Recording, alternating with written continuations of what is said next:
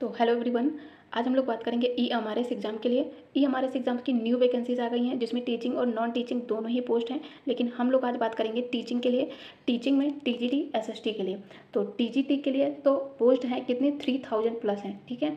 लेकिन उसमें यदि हम बात करें TGT SST की तो उसकी पोस्ट कम है, कितनी है ओनली 392, मतलब कि 392 पोस्ट हैं सिर्फ और सिर्फ TGT SST की।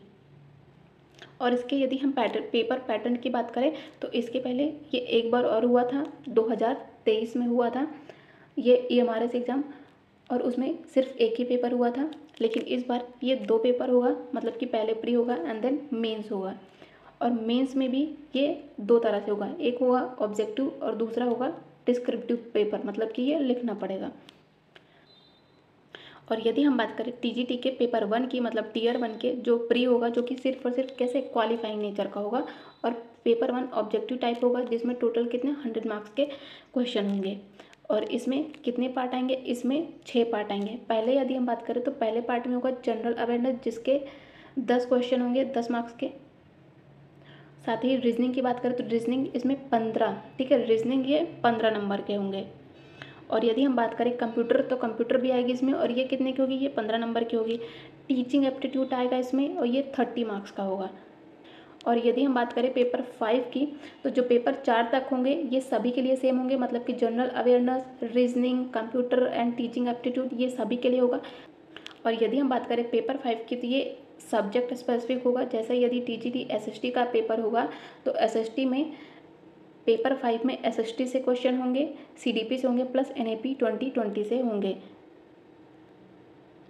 तो ये हो गया पेपर 1 जो कि 100 मार्क्स का होगा। इसी के साथ एक 30 मार्क्स का उसी में पेपर होगा जो कि क्वालिफाइंग नेचर का होगा। तो ये पेपर 5 तक ये होंगे 100 क्वेश्चन 100 मार्क्स के। एंड नेक्स्ट होगा पेपर 6, और ये इसी में ऐड होगा, इसके लिए कोई अलग से पेपर भी नहीं मिलेगा, बस उसी में होगा, जिसमें एक लैंग्वेज कॉम्पिटेंसी का पेपर होगा, मतलब कि जनरल इंग्लिश होगा, जिसमें जनरल हिंदी होगी और उसी के साथ रीजनल लैंग्वेज होगी। जैसे कि जनरल इंग्लिश सबके लिए कॉमन होगा, जनरल हिंदी ये भी सबके लिए कॉमन होगा।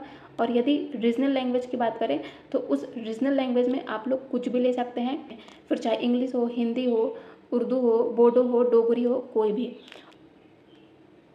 और पेपर 6 में सबसे ज़्यादा इम्पोर्टेंट ये है कि ये भी क्वालिफाई होगा, मतलब कि अगर आपका ये वाला पार्ट क्वालिफाई नहीं करते हैं तो आपका ये भी चेक नहीं किया जाएगा। और इसमें ईच, मतलब कि हर सब्जेक्ट में आपको 10 मार्क्स लाने ही होंगे, मतलब कि this part is qualifying in nature only. लेकिन हमें मिनिमम कितना लाना होगा, 40% मार्क्स। 40% मार्क्स मतलब कि 10 नंबर।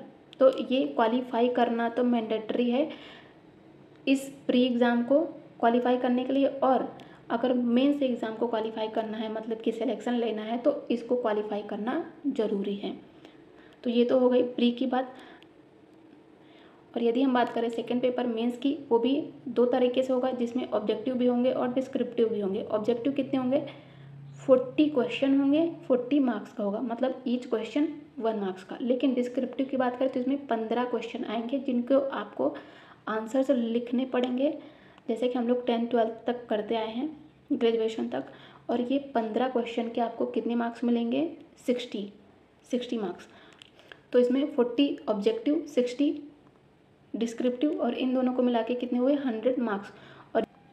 और इसी 100 मार्क्स के बेस पर मेरिट डिसाइड होगी, और इसी 100 मार्क्स के बेस्ड पर सिलेक्शन भी होगा। तो ये पार्ट बहुत ही ज़्यादा महत्वपूर्ण है। तो इसके फॉर्म फिलअप स्टार्ट हो गए हैं आज ही से, और ये 23 अक्टूबर तक होंगे। और इसके यदि हम एग्ज़ाम की बात करें तो ये एग्ज़ाम बहुत ही जल्दी करा लेंगे, मतलब अगर प्रोबेबिलिटी है तो दिसंबर में भी हो सकता है, नहीं तो जनवरी में तो हो ही जाएगा, क्योंकि लास्ट टाइम जब भी वैकेंसीज आई थी वो भी इसी टाइम पर आई थी और दिसंबर में उसका एग्ज़ाम्स भी हो गया था। तो इस बार भी बहुत ही जल्दी एग्ज़ाम होंगे। तो अब हम लोग EMRS एग्ज़ाम के PYQ को डिस्कस करेंगे। EMRS एग्ज़ाम एक ही बार हुआ है, तो उसका सिर्फ एक ही पेपर है। तो उसमें हम लोग TGT SST का जो पेपर हुआ था दिसंबर 2023 में, उसको डिस्कस करेंगे। तो यदि आप लोगों को TGT SST का EMRS का PYQ सॉल्व करना है तो चैनल पे बने रहिएगा, चैनल को सब्सक्राइब करिएगा। तो यदि आप लोगों को ये इन्फॉर्मेशन हेल्पफुल लगी हो तो प्लीज़ वीडियो को लाइक ज़रूर करिएगा। साथ ही AMRS के PYQ को सॉल्व करने के लिए चैनल को सब्सक्राइब भी करिएगा। Thank you so much.